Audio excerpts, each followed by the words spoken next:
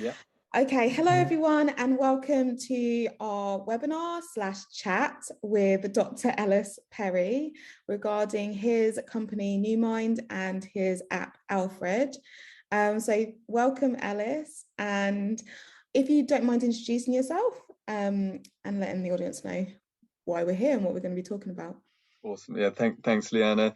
Thanks for having me on. So, yeah, name is Ellis Parry, and a doctor, but a doctor in engineering. So I like to caveat that.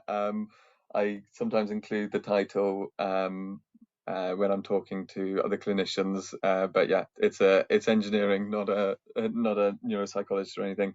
And yeah, so my background is I was an engineer for a long time, and the reason why I got into this space is a personal story of I've got an identical twin brother who suffered a brain injury back in 2012, and his journey through the neuro pathway and the care that he had access to, that he didn't have access to, and when, and also the experience as a family member and a caregiver kind of inspired our company and our product. I'll go into a little bit more detail on that in terms of what it is we're building and why. Luke was very lucky that after 2 years he got accepted onto the Oliver Zangwill, which is a very good intensive neuro rehabilitation program. Not a lot of people have access to it. I think in a cohort, only maybe 2 people in the NHS get access, and he was lucky enough to do that. And during that, it really opened his mind and also us as family members of just how beneficial targeted intensive neuro rehabilitation can be. It really was life-changing experience. Learned about his own injury, kind of coming to terms with it, kind of more psychological stuff, but then also practical strategies and exercises that he could start adopting in his life to really, supercharge his independence. And it was incredible. And during that process, met people like Andrew Bateman and some others. And he also used this very retro paging device called NeuroPage. And I could instantly see the benefit of such a tool. But yeah, I think it was like made in the 90s and a little bit outdated. So our first idea really was to take that and to modernize it and put it into a smartphone. And when you do that, there's a lot of interesting kind of extra features and innovations you can add. So yeah, that was the starting point. Didn't get my act together and actually do anything about it for quite a while. I had to finish my PhD and other bits and bobs. But yeah, we've been going for maybe the last 14 months, and it's been great, a real journey. Lot of challenges in healthcare. We could probably talk about that for a long time, Leanna. But yeah, that's a quick intro. And how is your brother doing in terms of his rehab and his journey now? Yeah, so COVID was an interesting one because as I think a lot of people with neuro problems would agree with, like having a routine and a structure around your life is really powerful. You can kind of get more done, compensate, kind of set yourself up for the day. And COVID kind of came with like a sledgehammer and smashed that all up. So it was an interesting like adaptation phase to life in COVID, but actually kind of had a bit more time to go back and revisit some of the stuff he was doing during neuro rehab, because it's a pretty short phase, and then you leave, and then you have the rest of your life. And very often a survivor might not have that they might struggle with memory or executive functioning, and so they might not actually be in the best position to carry that on. So we almost treat it as a bit of a top up for his neuro rehab, and he's been like properly stuck in with what we're doing, and has been kind of our guinea pig in the early stages, which I think has really helped him. But more recently, he's doing great. He's actually got his first paid employment since his injury. Yeah. It's really exciting stuff. And he does a lot of athletics. And yeah, I mean that's an amazing kind of inspiration for myself. He was originally told he would unlikely ever walk unaided, and has really put in a lot of hard work on the athletics, and recently did a competition, and he's doing really well. That is amazing and so inspirational. Well done for him. And I think you touched on so many different points in what you just said around when we're talking to patients, a lot of people are saying that where's the hope, doctor, in terms of, giving that kind of life-changing, you'll never walk again statement to somebody, how that affects them. And some people can overcome that and they have family to support them, etc. But some people, it just is like a sledgehammer to their life. How did he cope with that?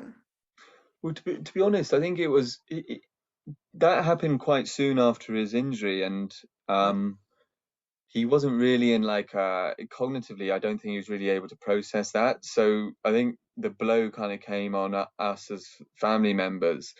But that's often given by like a neurologist quite early on, and I think I don't want to paint everyone the same brush here, but I think quite often that's quite a short-term kind of prognosis, and it happens, especially in the NHS, it's often, that 6-12 week period post-injury where that's where the prognosis happen. That's kind of where the monitoring and the outcome measures are done, and then that person has their whole life after that. And actually, you can make incredible progress in that phase if you work towards it. So I think we always just never really took anything at face value. And I mean, with Luke's athletics, it was like it gave him like this purpose. He started walking on a frame, and then he's always been a sportsman. So what sport could he do? He wanted to go back into rugby, and we were like, no, are you crazy? We used to play a lot, but yeah, you crazy? No. So we kind of thought, let's see if he enjoys athletics, and it gave him real purpose and drive, and I think that's a really important component because it feeds into all the other areas.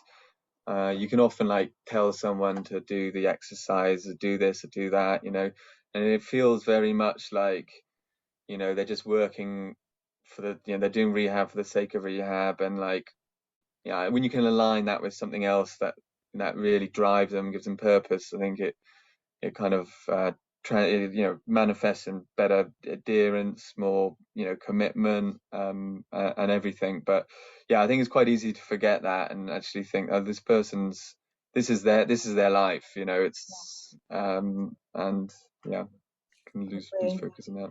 And that's a good segue in terms of kind of the apps and the tech, because as you said, rehab is time limited, but your life ongoing.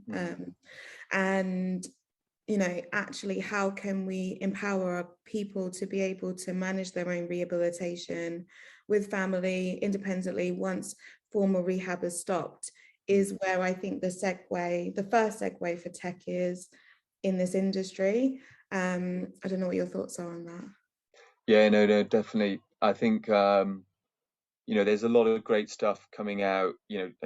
Technologies coming out in that kind of acute phase. You've got VR, assistive robotics, all these different innovations, and I think they're great. But there is a bit of a lack, absence of solutions for when that person exits that acute phase. They go back into the community, and then they're expected to self-manage. It's not really self-management, it's just living, right? But they can always they can do it in such a way that they're living their best life, but also kind of making little baby steps towards improvement. And I think that's where we've focused our energies in. And in terms of the pathway, that's really the community pathway, which, you know, we did some market research recently, and I think it was 5% of community services feel they can adequately handle patient demand, and provide the service that patients need. You know, it's really underfunded, and the NHS is just putting more and more pressure onto it as well. They're getting people out of hospital as soon as possible. So, you know, so those services are really struggling, and then you have that transition out of that community into the rest of their life. And at the moment, there's very little kind of streamline in that process is not streamlined, and there's no continuation and no consistency. So yeah, we've really targeted that area. Definitely. And I'm so excited for you to share it. So do you want to start sharing about Yeah, Alfred? yeah, sure. I mean, All the questions I've had is, what's Alfred? Who's Alfred? How do yeah, I... yeah, yeah. Who's Alfred is one that we get often. Why called Alfred? The company's called New Mind. So what's New Mind? What's Alfred? So yeah, the company's New Mind. The app that we've built, that we're trialing right now, that's called Alfred. The reason for that was actually kind of, it started off as a code name that we had for it, and it was based on the butler from Batman. So, and it was just like, it was kind of a bit of a, yeah, code name, and then we quite liked it, so we ended up sticking with it. So yeah, I think we're at the end of this video, put like a little demo video of it, but I'll just kind of give a quick rundown of it, and in the video kind of go through some of the features. But yeah, I'll give an intro, you know, how and why, and then, you know, what we're looking for with it. So as I mentioned, it was based on this thing called NeuroPage, and you know, neurological conditions and injuries, there's a huge number of symptoms that result from it. The most common barriers to long-term independence is, you know, memory, executive functioning, so like the ability to plan, organize, initiation. And at the moment, the tools that are available they're very much like single symptom, single intervention tools. So you might have some brain training, which, you know, I don't want to knock brain training. I think it's definitely got a place, but doesn't really translate into real life very well. You've got like physical exercise and kind of remote physical stuff, and that's something you're really interested in, Leanna. But the problem with that is you often end up, these people have like 7 or 8 different apps, and, you know, I struggle to use 7 or 8 apps myself. You know, if I had a brain injury, there's no way. And you know, that was something that Luke really struggled with. So we looked at some of the most practical and kind of like versatile techniques used in neuro rehab, and we settled with the idea of prompting. So it's like a little nudge, and it could be something like a medication reminder, but it could also be something kind of more emotional. It might be like you know, kill your ants, or like automatic negative thoughts, or, you know, but also used to prompt, perhaps it's like brain training exercise that you're doing, or maybe it's some physical exercises and you've got a worksheet or something. So we try to create like a single solution that could link with these different apps, and importantly give like the practical and therapeutic kind of support in a single mechanism, so they don't have to know, you know, they're not using different apps. It's kind of one glue to put them together. And it really was inspired by the NeuroPage, which the power of NeuroPage was, you know, they'll be doing neuro rehab in the center, and then they go home. And if you've got you know, even, you know, small memory impairment or initiation problems, you learn all this great stuff, and you go home, you're given like often like a folder like this big, you know, and there's no way they're gonna go through that. So okay, turn it into really simple, you know, prompts to remind them, and encourage them to practice whatever it is they're doing, but in their daily life, and kind of build those habits. So we settle with this idea of prompting, and then we try to take it a little bit further with, you know, if you put that into a smartphone, there's some other things that you can do. So we call it smart prompts, but really it's it's a prompt which it can be text, audio, or visual, and it's triggered by like a time, so you can put in a time, but also a location, so GPS location. Example of that might be remembering a face mask when you leave the house, or something like this, or maybe even a reminder to do a certain exercise when you enter the gym, or a shopping list. So um, and also algorithmically. So there's a lot of stuff out in there for memorizing language and these kinds of algorithms.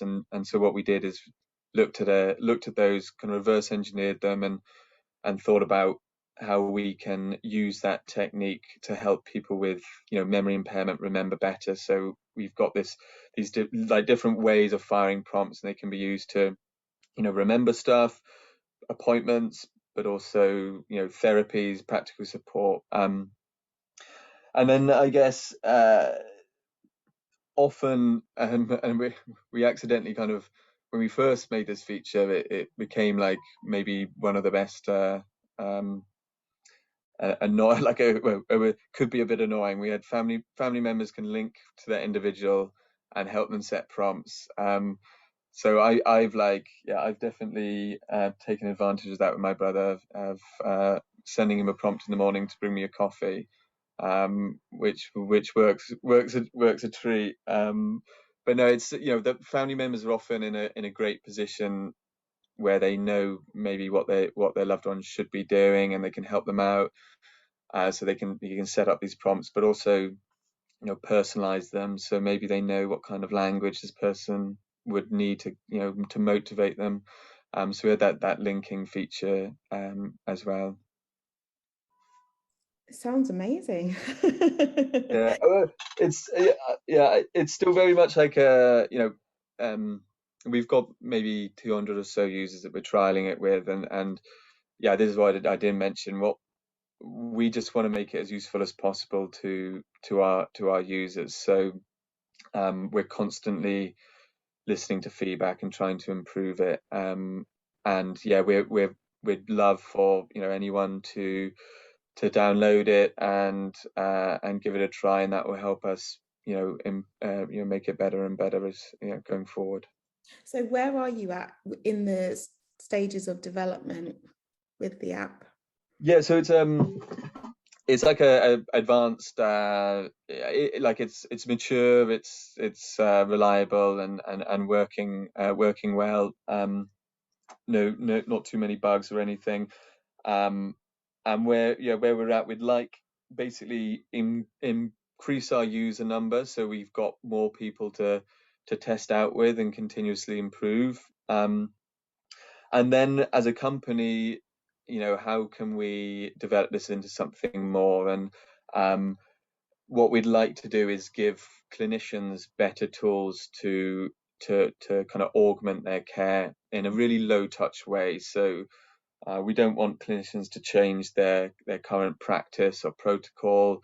We just want to give them something that can improve their ability to manage clients in a way which is not forcing them to use just our solution. I think that doesn't work very well. Clinicians, they have a way of doing things, and forcing something on top I don't think really works. We really just want it's like we call it like a plug and play, so something that they can use to help. And where we've OTs obviously is there's quite a lot of crossover there, but also neuropsychologists, who I think are often they're under resourced, and there's a lot of stuff in the physical rehab space, quite a lot in the OT, but the poor neuropsychologists don't have a lot to help make their job easier. And I think that's where we'd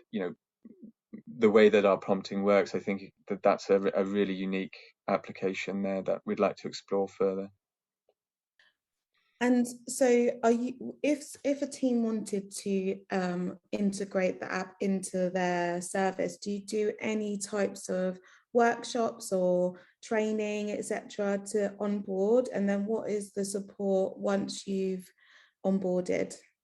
Yeah, you will, if any teams do, you'll have like support whenever you need it from someone in our company, because each person who comes on is like they're incredibly valuable to us, because hopefully we're helping them, but also they're helping us improve. So it's very much like a collaborative environment. And if they want to see something or have a feature, if there are other users who are also wanting that, then we'll build that for them. So yeah, that's super happy for that. And actually, the extension that we're working on right now is the kind of the PC interface with it. So if there's any services that would like to kind of collaborate with us on that, fantastic, and I'd be super happy. And yeah, we haven't got like kind of, we've got a couple of videos we can share of kind of how to use it, but really it's like you jump on a call with myself or one of our co-founders, and just like talk you through it in person. And yeah, there's a very easy thing in the app. If you ever need any support, you can send us a message instantly. And I've got so many questions. I know that there will be more once we post this up. In terms of kind of outcomes with the app, is the app to support someone forever, or can it be used as kind of an outcome measure to show a patient or family that actually they started off with everything being prompted and now there's like only need one prompt? Or is the goal to reduce usage of the app? Like, how do you link your outcome measure, your goals, etc.? And does it, there's so many questions, and does it link to outcome measures in terms of validity and reliability, etc.?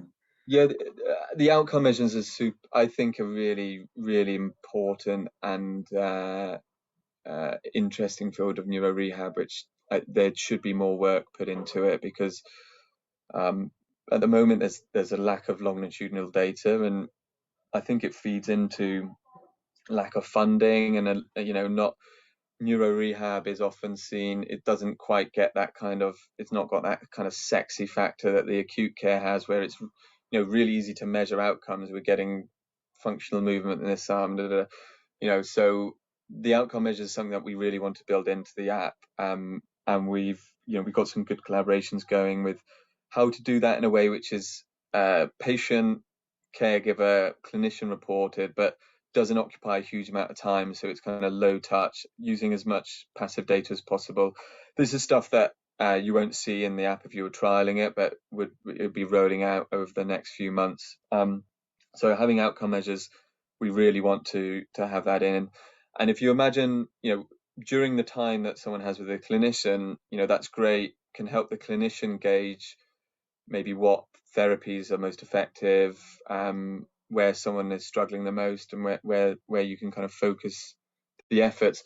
But then post that phase, the idea is that during, if they have a clinician with them, and you can almost, this kind of prompting schedule can come from the clinician initially, and focused around the goals that the clinician sets with the patient. And then afterwards, they still have that framework to work off, and the family members can kind of pitch in. And then the idea is that we want to give recommendations and support, maybe like a little bit of like in-person contact with ourselves, to help that person, longer term. And the goal isn't like, we don't want them to become reliant on Alfred. The goal is for them to become as independent as possible. And if that means that, they don't, after a while, they don't need prompting in this area, maybe they, maybe put the prompting to another area and kind of like move on. And then hopefully, they don't rely on it as much. The end goal is ultimately, it's independence, it's, happiness. And there's other areas that we'd really like to explore a bit more, of like kind of community and a purpose. So like helping people, like find their feet again after such an injury. People often view brain injury as the ending. It's like, and we believe, it's not the ending. It's kind of a start of a new chapter, and that person can kind of help them in that moving on period. And often, if they get good neuro rehab, that's a really important component of that. That kind of moving on, that transition. This is my new life. Doesn't mean it's necessarily worse. It's just different. And there's a hell of a lot of people who don't have access to that. And so this is where a lot of our thoughts are going into now, is can we help those people in that kind of that ongoing that stuff we'll be working on over the next kind of 6 months or so. It's a lifetime of work, I think. Yeah, it is. Yeah, it is. It is, what for would you sure. say? Yeah, definitely. And what would you say to people who have therapists, I would say, who have a preconceived idea that individuals with brain injury, stroke, cognitive deficits, especially, I hear cognition and speech deficits, cannot use apps, cannot learn routines, you're adding in something that the person didn't even use before, and then you're trying to retrain and get them to use an app, and they never, how would you, and also the age barriers and different barriers, what would you kind of say to that? I mean, I take quite a practical view on it. Like, if the clinician truly believes that their client won't benefit from technology or can't use technology, then that's fine. But if they do use technology with some of their other clients, it means they can put more resources into that person who can't. And I actually think it's like, you need to look no further than your mum and dad to explain a lot of this. Like, there's no way my mum can't use an app anyway, really. She just came too late in her life, and she can't relearn. She holds her phone out like, like at arm's reach, and it's the finger comes like, it's like she can't really use it. And if she had a brain injury, or she was to get dementia, there's no way that we'd expect her to use that technology. But the demographic, that the smartphone usage is going higher and higher and higher and higher. And if you're confident using technology before your injury, there's incredibly high correlation to using it afterwards. So this argument is just getting less and less and less. The more, every year, more and more people are using it, more and more people are confident using it. So I'd say to those clinicians who are hesitant doing that you just need to get onto it, because it's changing. And it also just, like, from a purely resource driven, like, we look at our healthcare system, we look at the burden that's put onto it, the funding that's available. There is no way we can service all the people who need it without using scalable tools, and technology is one of those. So it just needs to happen. And I'd say with the kind of usability, that was another reason why we kind of chose a smart prompt. Like, it kind of hijacks your phone and turns it into this alert, which is, full screen. We actually have one user who, she's 75, she's had a stroke, and she has an Alexa and a smartwatch, and she can't use the app. She can't use the app very well. She can't really use her phone very well. But the husband and the clinician sets it up for her, so she just receives, she receives a prompt to her smartwatch, which would say, play Beethoven, your favorite song, and she does it, and she loves it, and she has an alert that can be delivered on Alexa from our app, and it works quite well, and it can be set up by someone else. So yeah, that usability is super important. But I think when you're, we could dive into this a lot, but especially in the neurospace, like telehealth and these remote solutions, they're really flying in diabetes and high blood pressure and these other areas. But the neurospace is not, it's behind. And it's no surprise when you get with users that they're older, so the solutions need to be designed differently. They've got memory impairments, so screen navigations need to be tailored appropriately. Like, there are so many design considerations when you're designing for people with those unique needs. They might need, 1 hour it might be medication, the next hour it might be meal preparation, the next hour it might be a cognitive exercise. Like, it needs to be versatile. So yeah, we really want to try and we're designing from those kind of at the bottom and building upwards. And I'll just finish with the Alexa. I think that's a really interesting area that we're seeing. We actually we started building it because there was a young man who he was in a neuro rehabilitation unit during COVID, and he had no access to his parents, and he had very poor finger mobility, and he couldn't use smartphone or iPad. I won't name the center, but it was one of these ones where they kind of like put into a chair to stare at a wall, and then someone might come, once a day to do some kind of therapy with him. But he spent all this time with no stimulation, in that critical period. But he had an Alexa, and his voice, the Alexa is incredibly good at learning your voice. Even, you could have someone with a brain injury who's drunk 8 pints, and if Alexa's trained on that voice, it will be able to pick it up. So it is quite incredible. And he was able to like play radio stations. So we looked at that and thought, actually, we can communicate with this guy through Alexa and communicate back. So I think, there's that, there's the smartwatches, as I mentioned. So I think there's ways of getting around it. But it's about, it's really about focusing on those needs, and not designing a solution and then considering them afterwards. It's designing like the core solution around those unique needs at the very beginning. And how has it been?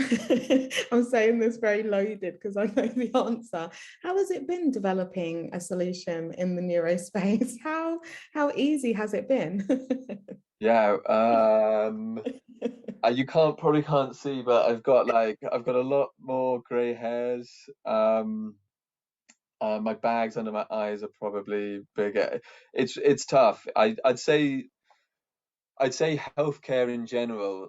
Maybe I'll rewind a little bit. So we're part of we got very fortunate. We're part of this Oxford Uni Accelerator with some great startups, all going through the journey at the same time. And it's very quickly becomes aware that healthcare, you've got extra challenges which really, really, really prohibit innovation in the sector massively. You've got time to market is much higher, which means you need more funding. To get more funding, you need to show preliminary evidence. To get preliminary evidence, you need access to patients. To get access to patients, you need a collaboration with a university or an NHS. There are so many more checkpoints to go through, which is tough. And I think, it's definitely an area that can be improved. And when you contacted me about remote rehab, I was instantly like, I could see where the benefit for that early stage. You've got an idea, you've got a prototype, you want to test it, you want to get it into the hands of patients as soon as possible. Without things like remote rehab, it's very difficult to do. You then have another barrier of generating evidence, and right now you can get grants with Innovate UK, NIHR, big money grants, but you always need that preliminary evidence. And if you're an engineer, or you don't work at a hospital, it's not been part of your PhD, it's very, very, very hard to get that, and it takes a long freaking time. So I do think there's a big gap there where the support there should be more support for that early phase, and then you can pick the ones that are showing promise, and then put the higher funding. But at the moment, they call it innovation funding and funding to support startups, and you look at most of the winners have got 50 employees. They've been going for 8 years, and they've got an evidence base, and it's like the little man is kind of struggling a little bit. So yeah, there's some issues there. It's tough. I'm here for the little man, and I'm definitely, the community is, one of our biggest ethos is around just sharing and freely sharing, but also connection of therapists to therapists worldwide, but also innovative products to therapists. And you've also got, on top of what you're saying, all these barriers are, but you've also got a lot of research which shows that it takes in therapy about 17 years to change practice. So, if I'm like boom, boom, boom. But I think, what we've done over the space of a year or so with the pandemic is do something that would have taken decades. And within this space, my biggest passion is around not losing what we've gained. And within the NHS, like you said, there's a big push for us all to reduce our carbon footprint, reduce the number of people in hospital, out in their homes, but also do that whilst delivering therapy that has 1,000 reps in it, and it's daily, and it's from every speciality without any funding. So actually the use of remote groups, the use of apps, the use of assisted tech that is innovative but useful and based on, like yours, stories or patient evidence, is paramount to us being able to help people recover in the future. Without it, without a massive increase in workforce, I don't know how else it can happen, which is why we're here, really. Yeah, I couldn't agree with you more. Yeah, I think what you've done is great, and it's one of those stories where through over COVID, I feel like clinicians kind of went one or two ways. They either were like, oh balls, COVID's happened, service has ended, I'm not going to use Zoom because there might be kind of patient confidentiality, that you can think of lots of barriers, or you can go, all right, this is an opportunity to use more technology, see what works, like build community. So I think you've done a really good job there. And so have you.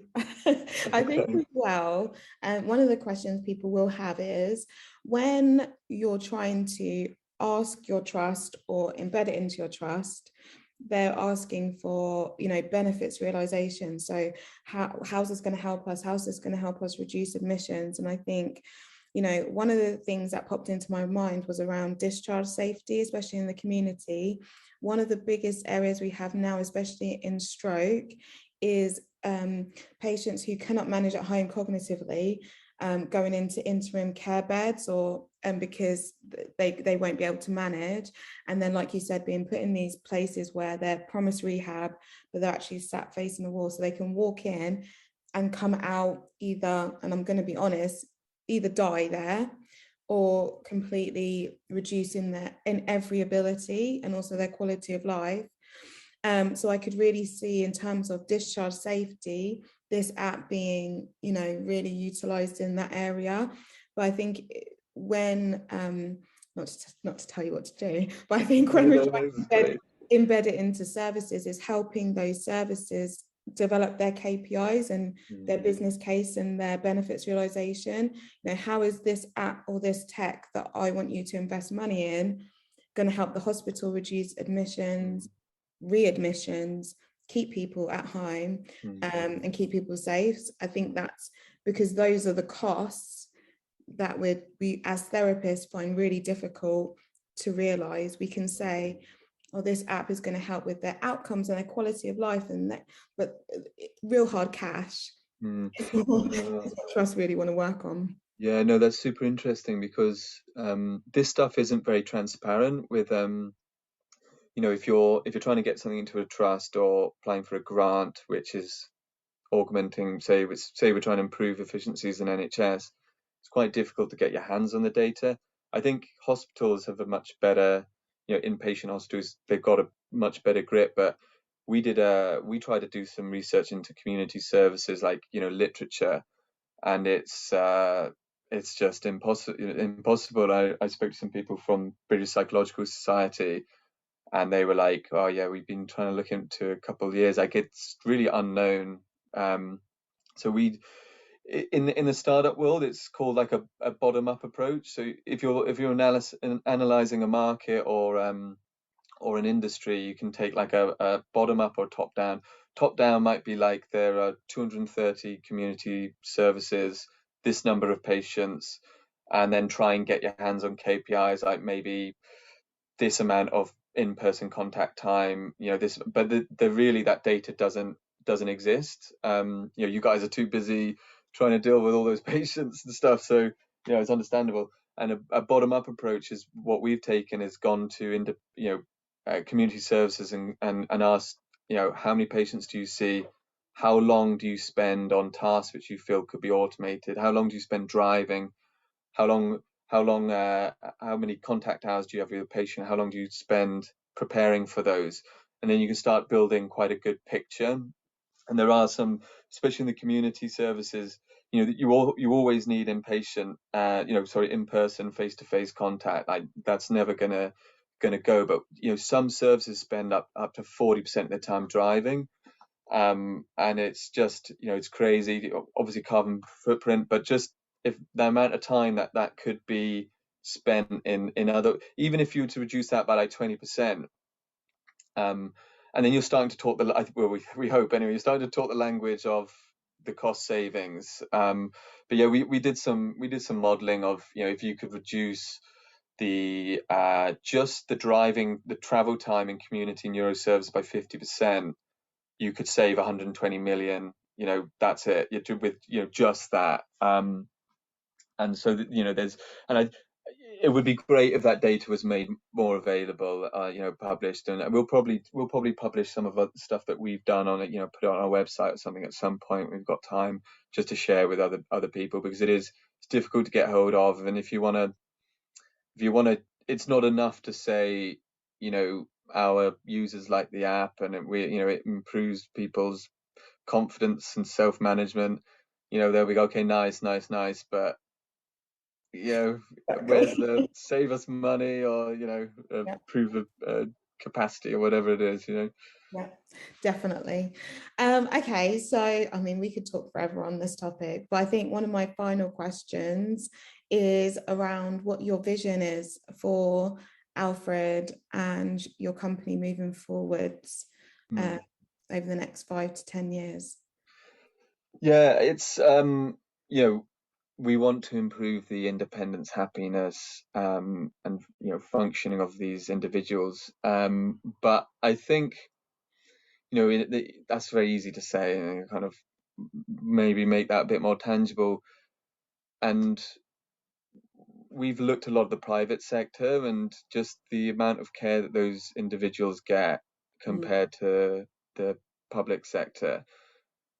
And imagine like a future where anyone who's had an injury had access to that level of care, either digitally assisted or whatever it is. And we'd like to be able to provide that to people. So, providing the best evidence-based care to anyone. And not just those, we call them survivors, not just survivors, but also, their caregivers, who are massively, I think, there's some research that came out where 6 to 12 months post brain injury, this is traumatic brain injury, family members spend on average 8 hours a day caring for loved ones.